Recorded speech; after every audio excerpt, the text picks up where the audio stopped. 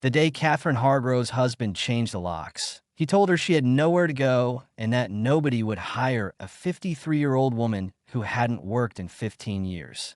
He said it loudly enough for the neighbors to hear. He was smiling when he said it.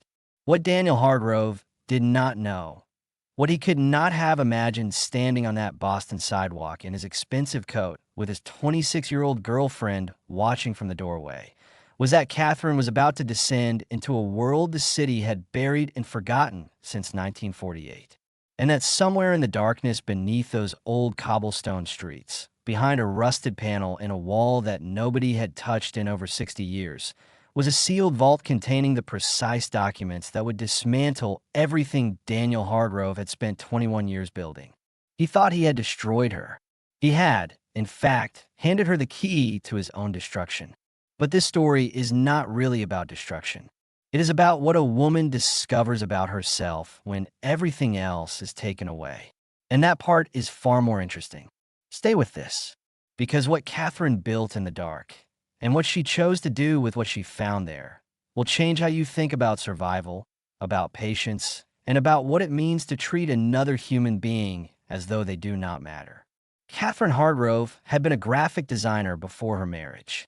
A good one, not famous, not wealthy, but genuinely skilled, with a portfolio that included 2 regional design awards and a client list she had built from nothing over 7 years in her 20s.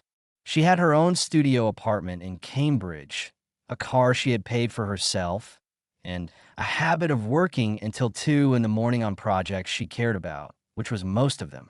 She met Daniel at a client dinner in 2001. He was 42, a commercial real estate developer, the kind of man who entered a room and immediately located its center and moved toward it.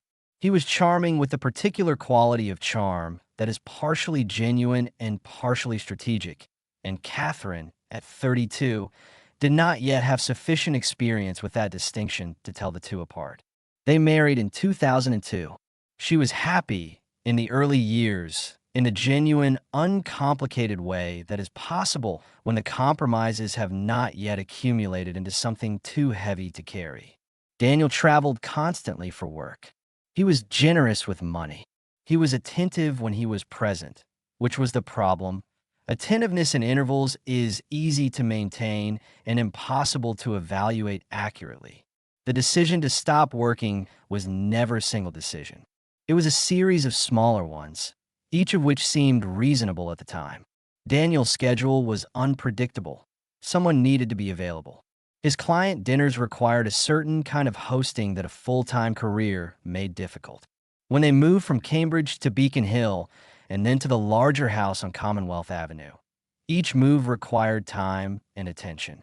And then Daniel had suggested, gently, that the income from her design work was not really necessary, that she was putting in the effort for what amounted to supplementary income, that it might be worth considering what she could accomplish if she directed that energy toward their shared life instead. Catherine had believed him because she had loved him and because she had not yet understood that our shared life and my life were, in Daniel's calculation, the same thing. She stopped taking clients in 2009. By 2012, her design software was 3 versions out of date, and her professional network had thinned to a handful of people who remembered her from before and occasionally sent work that felt like charity. By 2020, Catherine Hargrove had not professionally designed anything in 11 years. When Daniel told her he wanted a divorce, he did it the way he did most things he considered unpleasant, efficiently, with the assistance of professionals. His attorneys had been preparing for 8 months before he said a word to her. The house on Commonwealth Avenue was in a trust that predated the marriage. His investment portfolio was similarly structured. The vacation property in Vermont was held in his mother's name. Layer by layer, his lawyers demonstrated that what Catherine had believed was a shared financial life was, legally, almost entirely his. The settlement awarded Catherine $90,000 in 60 days to vacate a house she had lived in for 17 years. She stood on the Commonwealth Avenue sidewalk on a Wednesday morning in November with a single suitcase, a cat carrier containing her tortoiseshell cat Pepper, and a bank account containing $87,000. Daniel stood at the front door while the locksmith worked. His new girlfriend, a woman named Ashley who worked in his firm's marketing department, waited inside the hallway in Catherine's peripheral vision. "You should have had a better lawyer," Daniel said pleasantly. He was in good mood. This was always when he was most dangerous in his good moods. The settlement was more than fair given what would you call it? Your lack of contribution. Catherine said nothing. She had been married to this man for 21 years. She knew that responding was what he wanted. "Ashley and I are going to Nantucket this weekend," he continued. "I thought you should know, since I know you liked it there. You'll probably want to find somewhere more within your means going forward." He paused. "I heard 2-bedroom apartments in Somerville are very affordable. You might want to look there." He meant this as an insult. He delivered it with the careful casualness of someone who has been thinking about it for some time and is now pleased to release it. Catherine picked up her suitcase, picked up Pepper's carrier, and walked down the Commonwealth Avenue sidewalk. She did not look back to see if he was watching. She had made that mistake enough times in the last 20 years, turning around to check whether she was still being thought about, and she was done with it. She walked for 3 hours without a clear destination. $90,000 sounds like money until you are 53 years old in Boston with no recent employment history, no references whose opinions Daniel hadn't already shaped, and a rental market where a studio apartment in a neighborhood she could tolerate cost $3,200 a month. At that rate, her settlement ran out in just over 2 years. At that point, she would be 55, with no income, no portfolio, and no professional identity that any hiring manager would recognize.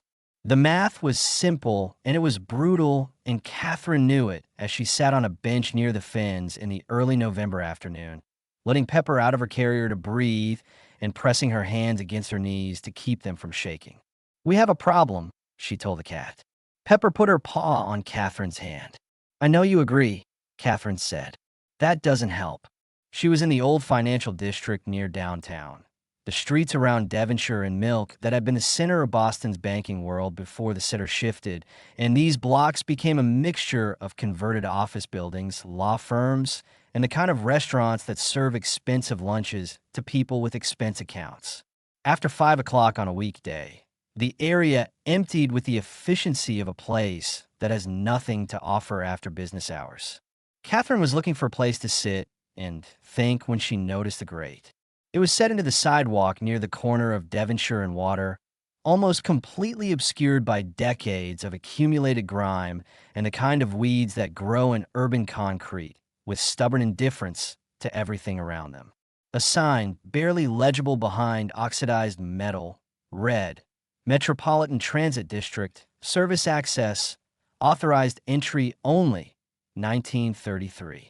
Catherine had read, years ago in some article she half remembered about Boston's urban history, that the city's original subway system had been significantly rebuilt in the 1940s and 50s, leaving behind sealed stations that still existed under the streets, intact and unused and forgotten. The article had included photographs, white tile, brass fixtures, the preserved aesthetic of 1930s public architecture. She had found it interesting the way you find things interesting when they have no bearing on your life. She crouched and examined the grate more closely.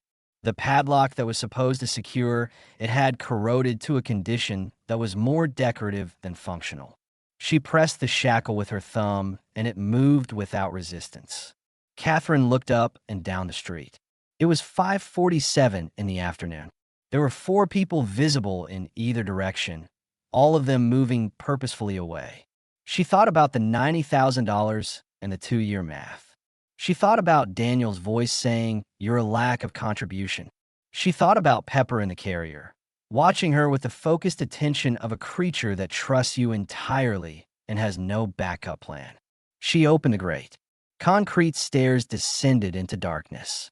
Cool air rose from below, not cold, not damp, cooler than the November street above and dry in a way she hadn't expected. She took the small flashlight she had always carried in her purse. Her practical upbringing in Western Massachusetts had made certain habits permanent.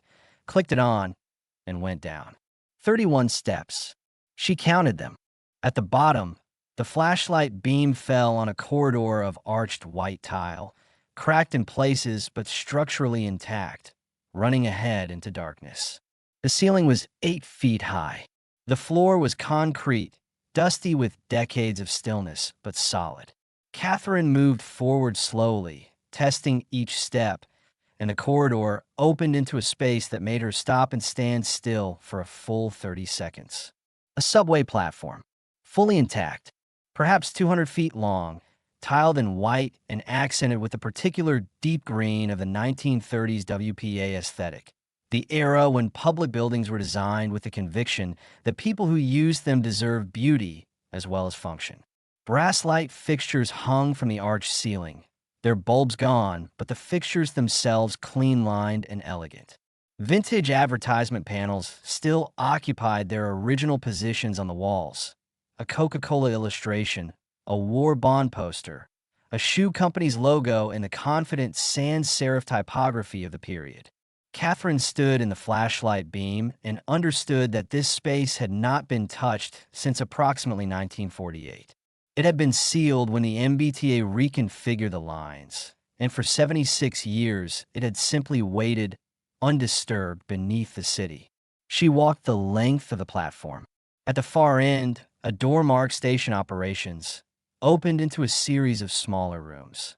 One clearly a storage space, one containing old equipment too rusted to be identified, and one that was 12 feet by 14 feet, tiled, dry, with a door that closed on working hinges and a brass fixture on the ceiling that would once have held a light. Catherine set down her suitcase in Pepper's carrier. She opened the carrier.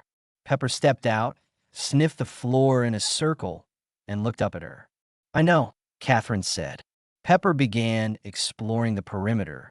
"You're right," Catherine said. "It's solid." She sat down on her suitcase and shone the flashlight around the small room. The tile was dusty but undamaged. The floor was clean beneath the dust. The door, when she tested it from the inside, could be secured with a simple bolt. For the first time since Wednesday morning, possibly for the first time in much longer, Catherine felt the particular quality of silence that is not absence but presence, the silence of a place that belongs to no one and therefore could belong to her. No one was watching. No one was judging. No one was keeping score. She was underground in an abandoned subway station with a cat and a suitcase and a flashlight. She was also, she noticed with some surprise, no longer shaking. She made her bed on the floor that night from clothes in her suitcase. It was not comfortable. It was not cold, either, which surprised her. The underground temperature held steady at around 60 degrees. Pepper settled against her legs and purred with the reliability of a small machine designed for exactly this purpose. Catherine lay in the absolute dark and listened to the city above her. Faint vibrations, occasional distant sound from the active MBTA lines nearby, and thought with unexpected clarity about what came next. She was not going to leave. Not yet. Maybe not until she had a better plan, and a better plan was going to require time, which was the one resource that living here without rent would give her. She slept 9 hours. The days that followed had the quality of a problem being methodically solved, which was, Catherine came to understand, what she did best. She had spent 21 years solving problems for Daniel's household, organizing their social obligations, managing their various properties, running the infrastructure of a wealthy family's life, and she had done it invisibly and without credit because that was how it worked. But the skills were real. She established systems. The first day, she mapped the neighborhood above. A diner on Franklin Street with a single-occupancy bathroom she could use in early morning. A laundromat 3 blocks east. The Boston Public Library branch on Essex Street, 4 blocks away, with electrical outlets and bathrooms and computers and the particular privacy of a public space where no one looks at anyone else too closely. A 24-hour CVS for immediate necessities. A market basket 8 blocks away for food. She spent carefully. Battery LED lanterns, rechargeable power banks, a portable camping stove, water purification tablets, a water filter rated for backcountry use. She bought a month's supply of cat food and litter. Total first week expenditure, $240. She had saved $2,960 in rent. Water was the first engineering problem. The ceiling pipes, old steam infrastructure from the building above, disconnected but still conducting atmospheric moisture, condensed in the temperature differential between the underground air and the metal surface. Every morning, water collected in droplets along their undersides and fell to the platform floor. Catherine positioned clean containers beneath the most productive drip points and collected, over 24 hours, close to 2 gallons. Through the camping filter, it was clean. The system cost nothing to operate. Lighting came next. 8 power banks, rotated between the station and the library in pairs, kept her LED strip lights powered indefinitely. She carried 2 to the library each morning, charged them while she read or worked at a computer, and returned underground each evening with full batteries and 6 more in reserve. The library staff noticed nothing. People charged phones there constantly. Catherine was invisible in the most useful sense. Food storage required creativity. The underground temperature was naturally refrigerator adjacent. 60 degrees held most perishables safely longer than they would have survived in an unrefrigerated space. She supplemented with an evaporative cooling box she built from a milk crate, wet burlap, and a circulation point in the tunnel's airflow. It was not a refrigerator. It was sufficient. She began recovering food. Bakeries near closing time, produce with cosmetic flaws from the market basket's reduced price section, the day-old pastry shelf at the coffee shop on Arch Street that put its unsold items out at 8:15 each evening in a paper bag marked "Take Me." Catherine had been raised to believe that waste was a moral failure, and that pride was the thing that convinced you to go hungry rather than use what was available. She went to the pastry bag without embarrassment. She went to the reduced produce section without looking around to see who was watching. Nobody was watching. And if they were, she did not owe them her suffering. Within 6 weeks, she was spending less than $450 a month on everything. Her settlement, instead of lasting 2 years, could last 17 years if she needed it to. She did not need it to, but the cushion changed everything about how she could think. The transformation of the station happened the way most of Catherine's best work had always happened, gradually, with complete attention, one section at a time. She started with the tiles. The platform walls were original 1933 subway tile, the cream-white base with a deep WPA green accent at shoulder height, and along the lower panel, a geometric border pattern in terracotta and gold that she suspected very few people had ever truly looked at, even when the station was operational. Decades of sealed air had protected the glaze. Beneath the grime, which was dust and the residue of sealed years rather than water damage or biological growth, the tile was intact. Catherine cleaned it with the thoroughness of someone who understood exactly what she was looking at. She worked section by section, 6 feet at a time, spending hours with cleaning solution and soft cloths and old toothbrushes for the grout lines. It was meditative in the precise sense of that word. It required enough attention to quiet everything else, and it produced visible results that accumulated. When a section was clean, Catherine would stand back and look at it. The original designers had cared about this space. They had chosen these colors and this pattern in the belief that the people passing through it, the office workers, the shop girls, the laborers, the whole mixed human traffic of a working city, deserved a beautiful place to wait for their trains. That conviction was visible in the work, and cleaning the work revealed it again after 76 years.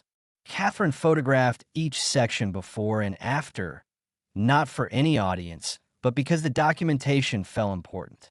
This was what she had always done with design work she cared about. The platform became her primary living space over the following weeks.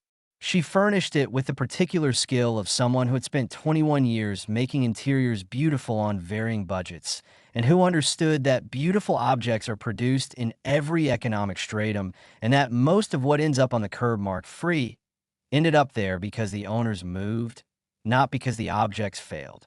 She found a mid-century leather sofa on Marlborough Street on a Thursday morning, set out with a free sign by someone who was clearly renovating.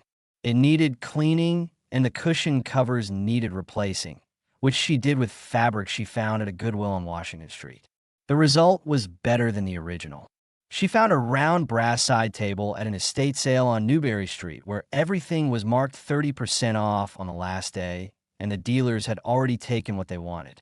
She found bookshelves, actual built-in wooden shelves, removed during a renovation and left in pieces in an alley on Otis Street, which she reassembled with screws and appropriate brackets and installed along one wall of the platform, creating a library. Books she found everywhere, outside the library's monthly paperback sale, in the free boxes that appeared on sidewalks throughout the city whenever people moved. Within 3 months, she had over 200 books on those shelves. She found art, a framed oil painting of the Boston Harbor, Victorian era, slightly damaged at one corner, but otherwise beautiful, left outside a frame shop on Tremont Street. A series of botanical prints. A large abstract that someone had painted and then apparently reconsidered, left in a cardboard tube by a dumpster on Boylston Street. She hung them on the tiled walls with the confidence of someone who knew exactly where each thing belonged. The small tiled room became her bedroom. The mattress she had eventually sourced from a furniture consignment shop on Cambridge Street. A good one, a solid mid-range mattress that someone had replaced with a platform bed frame and therefore no longer needed. She had it delivered to the building above the grate, paid a delivery worker $20 to help her get it down the stairs, and had slept on an actual mattress since the 3rd week. The station manager's office became her design studio. She had bought a used laptop, $380, adequate for what she needed, and had begun working again, slowly at first, then with increasing confidence. Her design software had an affordable subscription version. Her eye had not changed. If anything, it had sharpened. She began taking small freelance projects through an online platform, working under her maiden name, Hargrove Design. The rates were modest, and the clients were not the kind she had worked with in 2001. But the work was real, and it was hers, and with each project she rebuilt something that Daniel's divorce settlement could not quantify and had not tried to take. She also began writing, not for publication, for herself, in a journal she kept in the desk she had found. She wrote about the station, about what she was learning in it, about the specific skills of surviving with precision and creativity, about what it felt like to be invisible to a city and what that invisibility made possible. She wrote about what she understood now, about the 21 years of her marriage that she had not understood while she was inside them. She wrote about Daniel without anger, which surprised her. She wrote about him with the clarity of someone who has achieved sufficient distance to see the shape of a thing. The maintenance worker came on a Tuesday evening in February, 3.5 months after Catherine moved in. She heard the tunnel door first, a sound she had learned to distinguish from the vibrations of the active lines and the settling of old structure. She extinguished her lights in the 3 seconds between hearing the sound and seeing the flashlight beam coming along the tunnel from the north entrance, and she sat in absolute stillness behind the sofa with Pepper held against her chest. The light swept the platform. It found her space, the clean tile, the furniture, the library wall, the evidence of sustained and careful habitation, and stopped moving. A voice. Male, genuinely surprised. What on earth? Catherine stood up slowly, Pepper still in her arms, hands as visible as they could be while holding a cat. I can explain, she said. Please don't call anyone. I'll leave if I have to. I just need a few days to find somewhere else. The worker turned his flashlight so it was no longer pointing at her face. He was perhaps 32, wearing an MBTA utility uniform and carrying a clipboard that he appeared to have forgotten about. His name tag read, Tom Aldrich. He looked at her. He looked at the platform. He looked at her again. You've been here how long? 3.5 months. He walked slowly onto the platform, examining the clean tile, running his hand along the wall, looking up at the brass fixtures. He stopped at the library wall and looked at the books for a long moment. "The Cavendish station," he said. "That's what this one is. I've done safety checks on 4 abandoned stations in this system. They all look like crime scenes, water damage, structural failure, animal habitation." He turned to look at her. "This one looks like a museum." "I've been cleaning it," Catherine said. "I can see that." He sat down on her sofa with the absent-minded ease of someone who doesn't realize they're sitting down until they've done it. Then he looked at the sofa, apparently noticing it was a very good sofa. "I'm supposed to report unauthorized occupancy." "I know," Catherine said, "but what I'm technically required to report is safety hazards." He looked around the station. "You are not a safety hazard. You have, if anything, reduced the safety hazards that were here when this station was last inspected." He looked at her carefully. "Are you okay? Are you safe? Is there someone?" "I'm fine," Catherine said. "I'm safer here than I was at home." She told him a short version. The divorce, the settlement, the math, the grate. Tom Aldrich listened without interrupting, which was more than most people did. When she finished, he said, "My grandmother raised 4 kids after my grandfather left. People treated her like she was invisible, like she'd become a non-person because she wasn't attached to a man anymore. She used to say the hardest part was being looked through, not looked at." He stood up. "I'm going to file my inspection report.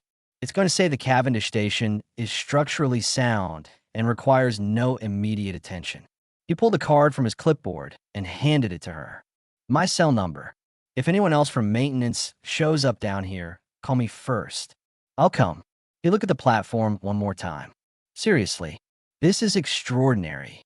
After he left, Catherine sat in her dark station for a long time. She had been prepared, fully prepared, to lose this too.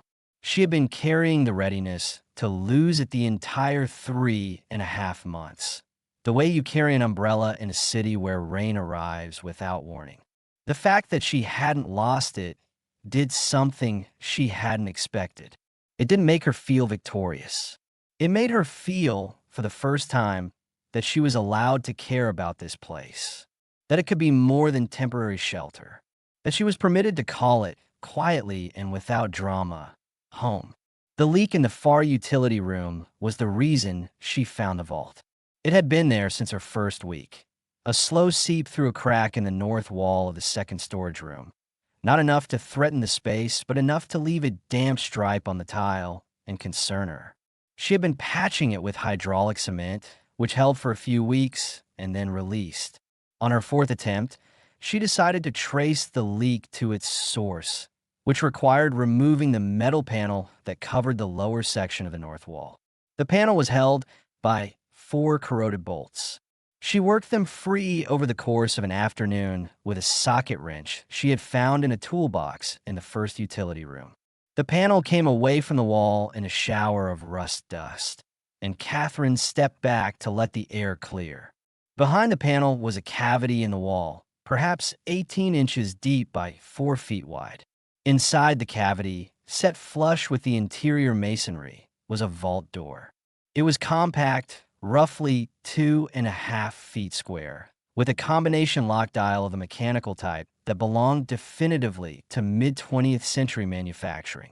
The door itself was steel, dark with oxidation, but structurally intact. The handle did not move. Catherine sat on the floor of the utility room and looked at it for a long time. The building above the Cavendish station had been, until 1974, the headquarters of the Alderton Federal Savings Bank.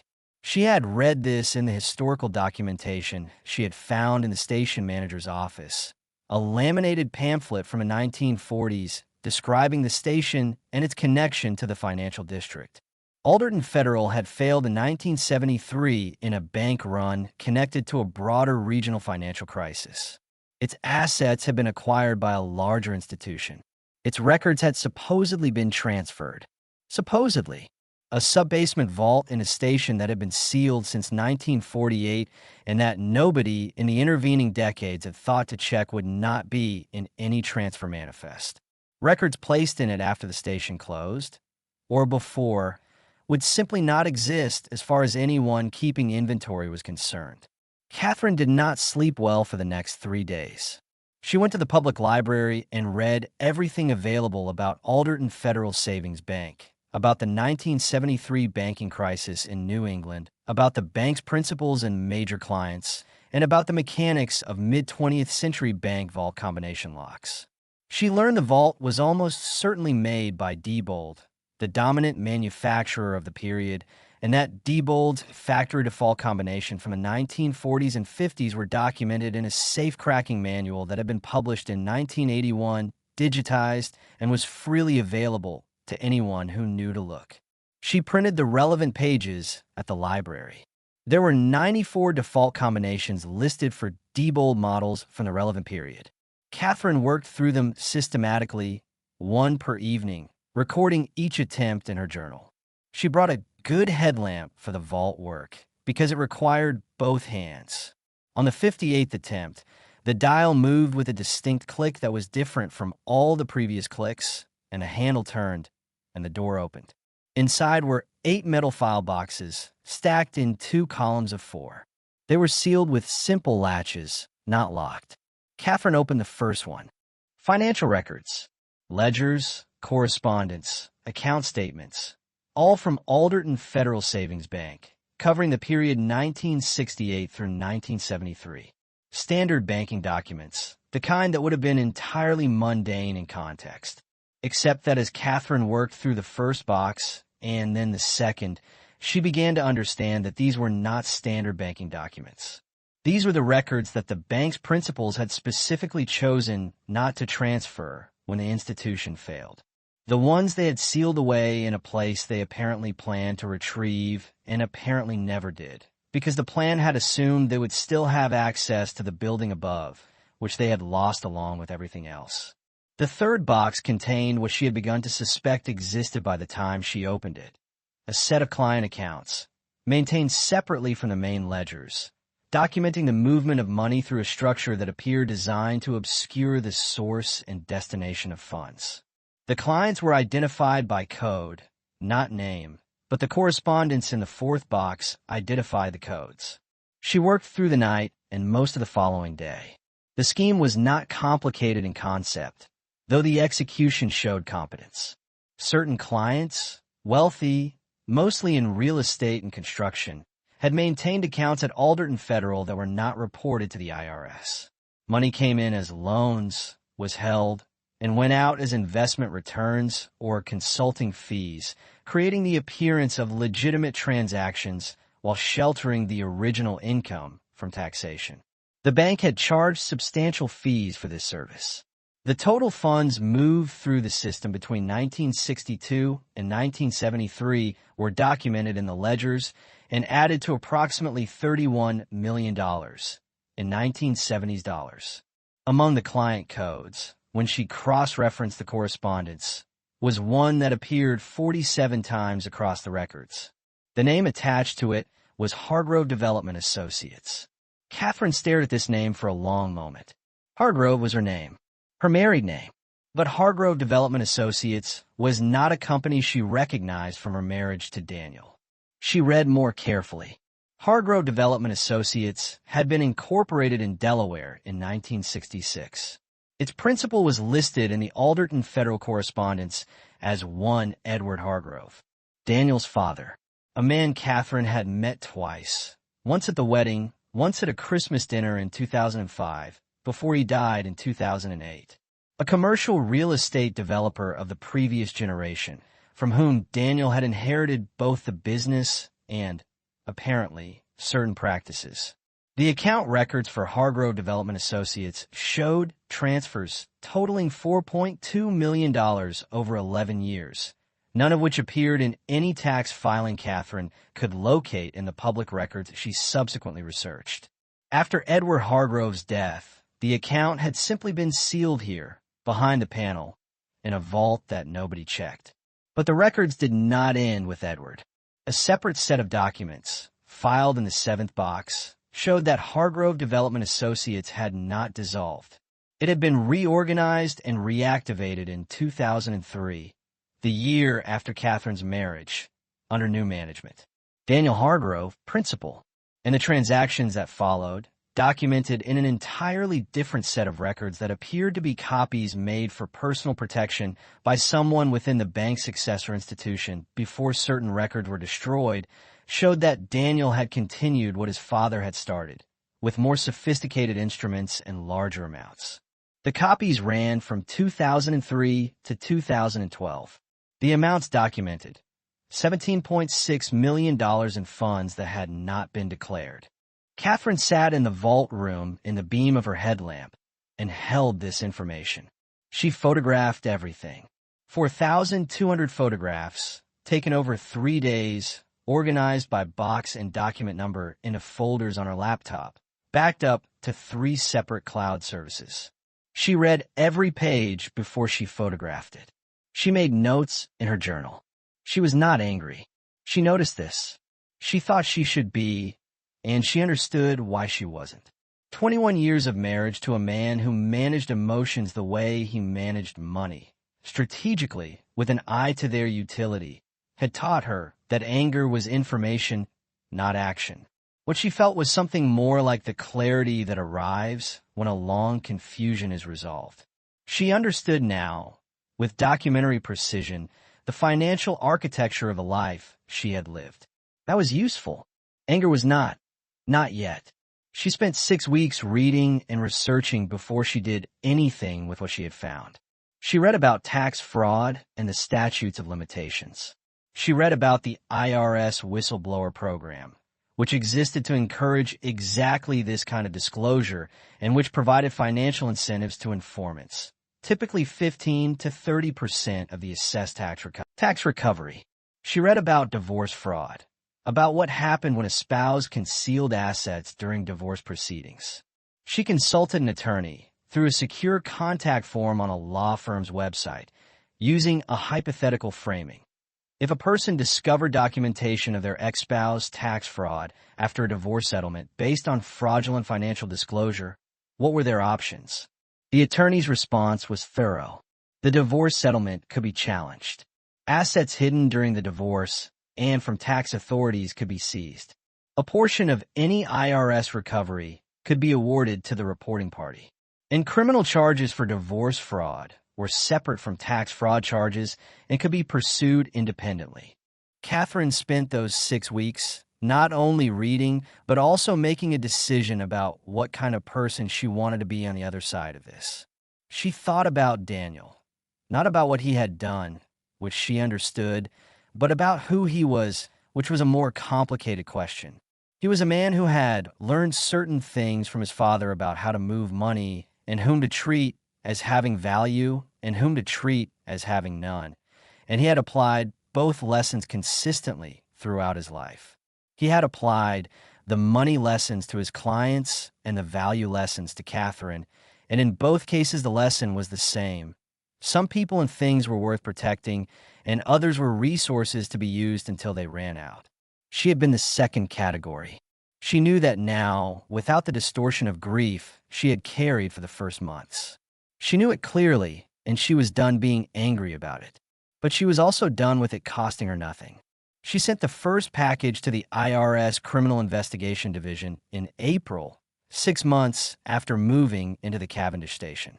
Inside, a summary document she had written herself, 340 pages, organized chronologically and by transaction type, with every claim supported by a specific document reference. Attached, 60 pages of the most significant source documents, with document numbers corresponding to the digital archive she had created and would provide upon request. She included a cover letter. It was 1 paragraph. It said that the enclosed materials documented tax fraud committed by Daniel R. Hargrove and Hargrove Development Associates over a period of 19 years, that the total undeclared income was approximately $21.8 million, that the documents had been located in a sealed vault in a building at a specific Boston address, and that she was prepared to provide full cooperation and complete document access to any authorized investigation. She signed it with her name and a secure email address she had created for the purpose. The second package went to the Massachusetts Department of Revenue, with similar documentation focused on the state tax implications. The third package went to her divorce attorney, a woman named Helen Marsh who had represented Catherine as well as the settlement allowed, which was not well because Catherine had not yet understood during the proceedings what she was dealing with. The package included the documentation of Daniel's hidden assets and a request to reopen the settlement proceedings based on fraudulent financial disclosure. Helen Marsh called Catherine's cell phone 14 minutes after the package arrived. "Catherine, where are you?" "I'm Fina. I'm in Boston. The documents you sent me.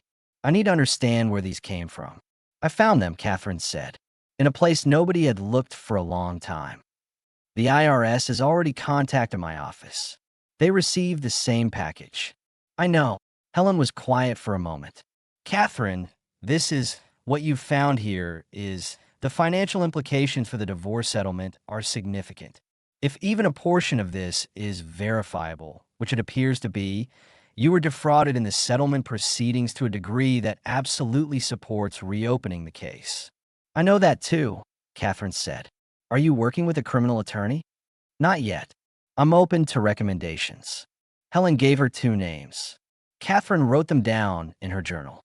Then she made herself dinner on her camping stove in her underground kitchen and ate it on the platform sofa with Pepper beside her, reading a novel she had found in the station manager's office.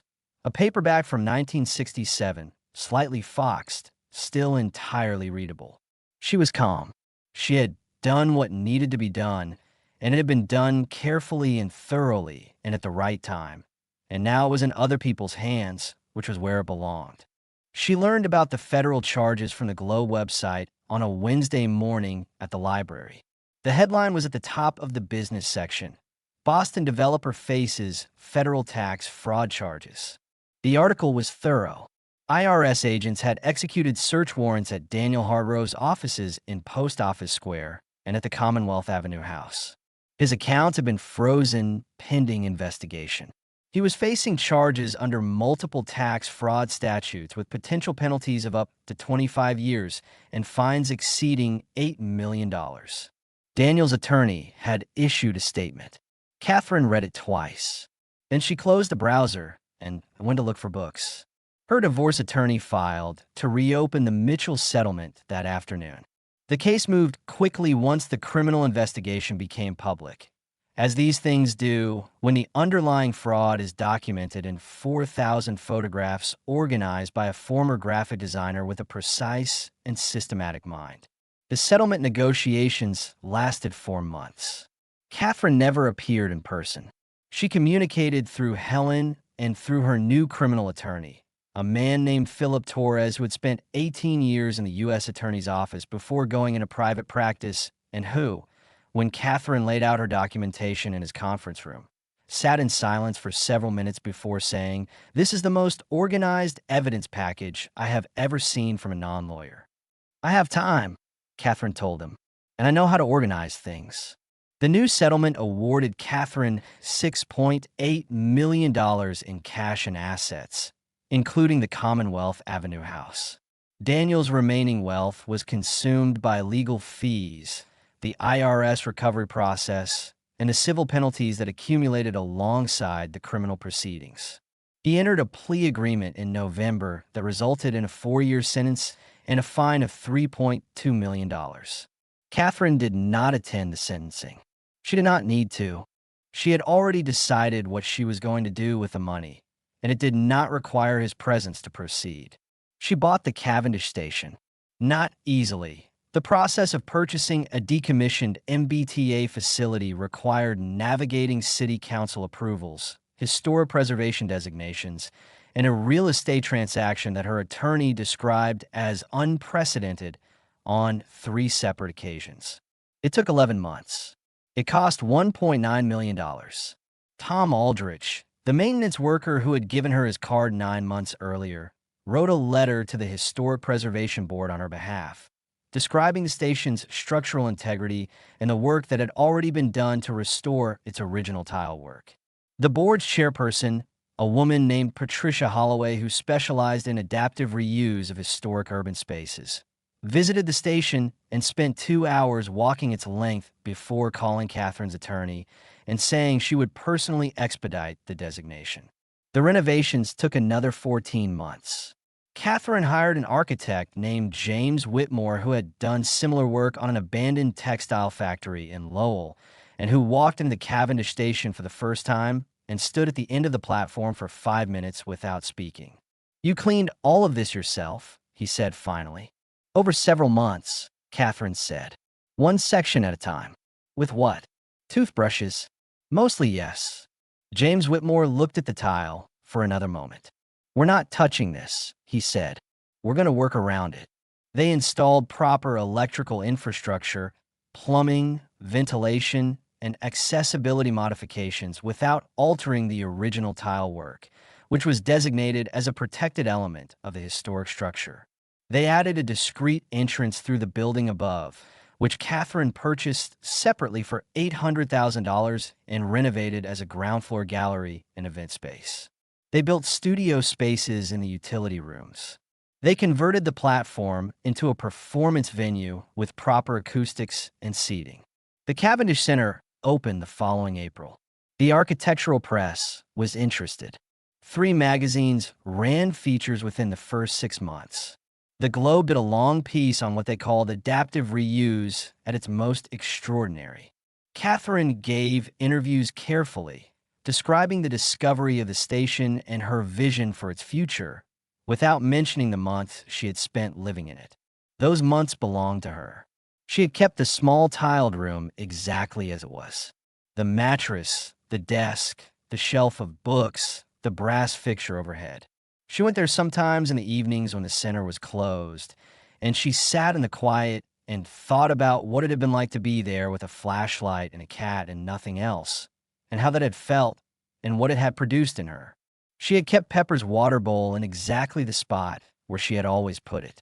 Pepper, now 8, slept in the center director's office most days and had become, in the way of cats who occupy interesting public spaces, a fixture that visitors asked about and that Catherine refused to explain fully. The letter from Daniel arrived 14 months after the sentencing. It came through his attorney to her attorney, formally, which was the only channel that existed between them. It was 3 paragraphs. The first acknowledged that what he had done during the marriage and the divorce was fraudulent and wrong. The second was an apology, specific, not general, which she had not expected. He named things: the public humiliation on Commonwealth Avenue, the settlement he had engineered to strip her of what was rightfully hers, the years in which he had dismissed her work and her judgment, the particular cruelty of saying, "Your lack of contribution," on a sidewalk while a locksmith worked. The third paragraph asked for nothing. It did not ask for forgiveness. It did not ask for a response.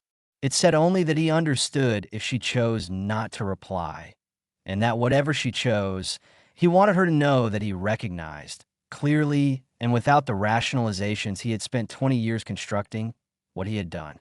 Catherine read the letter in her old tiled room, sitting on the desk chair with Pepper on her lap. She thought about it for 3 days. Then she wrote back. She wrote 2 paragraphs. The first said that she received his letter and that she believed it was sincere, which she did.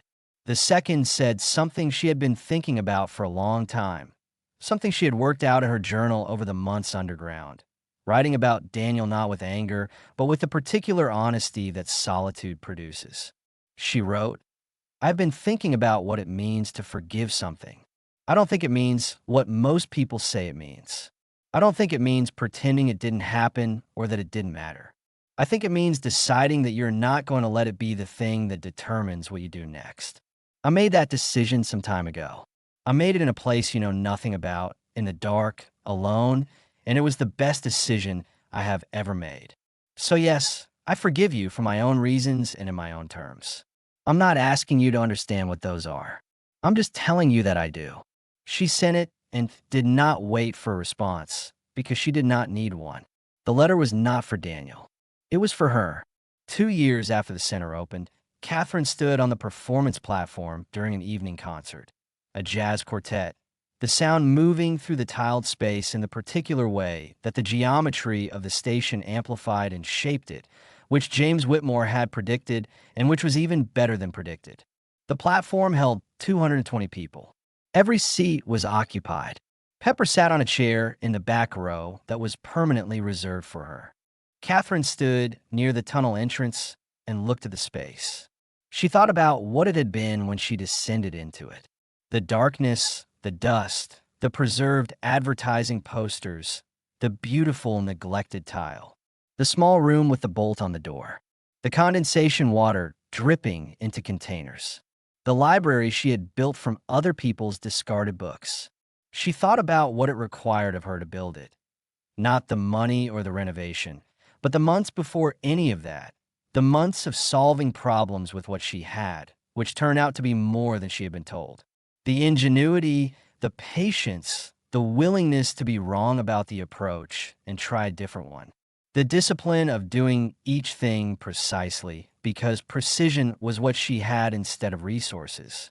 Daniel had told her she lacked life skills. She had spent 21 years half believing him. It had taken the removal of everything else to understand that what she had was not a lack of life skills, but a life that had not yet required her to use them. She thought about the people who had helped her. Tom Aldrich, who had looked at a woman living in an abandoned station and seen a person who deserved the chance to keep what she had built. Philip Torres, who had treated her evidence with the seriousness it deserved. Helen Marsh, who had been angry on Catherine's behalf in the ways that Catherine had not been able to afford to be during the proceedings. James Whitmore, who had understood immediately what the tile was and what it required. She thought about the vault, about the Alderton federal records, about what it meant that the evidence of Daniel's fraud had been sitting in a wall beneath a city street for 60 years, waiting for someone to find it. She thought about what Nathan Bowman had written in his Trading Post journal, which she had read about in an article about a foundation in Maine built by a couple who had bought an abandoned structure for $3, an article that had been shared around her email list by Patricia Holloway after she read it. I am in the business of hospitality, which is different from charity. Charity is given to people as lesser. Hospitality is offered to people as equal. She thought about what she wanted the Cavendish Center to be. She had been thinking about this since before the renovation was complete. The performance space and the gallery and the studios were the public face. But there was a back office that nobody used yet, and a budget line item she had included that the accountant had flagged as unusual. She had explained it to the accountant the way she was going to explain it to the board at the meeting next week. The Cavendish Center would offer studio space at significantly reduced rates to women over 50 who were reestablishing professional practices after career interruptions. Graphic designers, illustrators, writers, photographers, creative professionals who had paused their work for the reasons these pauses happened and who needed not charity but a foothold, which was different. They would get space and equipment and Wi-Fi and access to the center's professional network.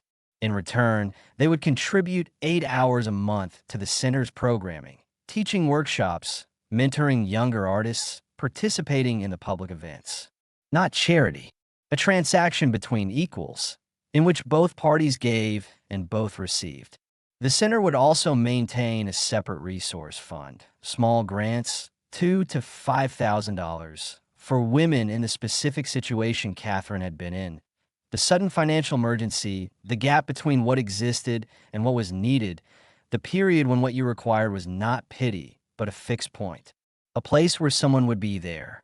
The jazz quartet moved into a long, improvised section, the bass line running beneath the piano's upper register in a conversation that filled the tiled platform with something that sounded exactly like what it was. People who trusted each other completely, making something together that neither could have made alone. Catherine listened. She had been thrown away. She had landed in an underground space that nobody valued and that turned out to contain exactly what she needed. Not the vault, not the money, though both had mattered. What she had needed was the time and the solitude to understand what she was made of, which turned out to be more than she had been told. She had been told for 21 years that she lacked things: contribution, skill, value. She had absorbed more of that than she had known, which was why the months underground had been necessary, to strip everything away until what remained was just Catherine, solving problems with what she had, building something beautiful in the dark. She was not going to let any woman who came through the Cavendish Center's door be told, in any form, that she lacked anything. She was going to treat each of them as what they were: a person with a complete history and a set of capabilities that their circumstances had not yet required them to fully use. That was the lesson the station had taught her. Not about money or revenge or patience, though it had taught her all of those things too. The lesson was simpler and harder than any of those. The lesson was that what you are is not determined by what has been done to you or taken from you. It is determined by what you build in the dark, when no one is watching, with what remains. The jazz quartet finished. The audience applauded with the particular warmth of people who have received something they had not expected. Pepper, in the back row, lifted her head and looked around with the dignity of a creature who lives in a beautiful place and knows it. Catherine smiled. She had found her tunnel. She had built her palace. And now she was leaving the light on for whoever came next. Thank you for following this story. Let us know in the comments below what stayed with you. Whether it was the moment Catherine lit that first lantern in the dark, the night she opened the vault, or the letter she wrote to Daniel that asked for nothing and gave everything. We believe stories like this matter because they remind us that the people we dismiss, the people we try to reduce to their circumstances, are carrying capabilities and histories that we have no right to underestimate. The next time someone is going through something hard, ask yourself whether you're looking at them or through them. That distinction is everything. If this story has moved you and you'd like to stand with us in bringing more voices of truth and hope to light, please consider supporting our work. Even the smallest gift helps us continue creating and sharing these powerful stories. You can find the donate link in the description. And of course, don't forget to subscribe so you won't miss the next chapter we're preparing for you.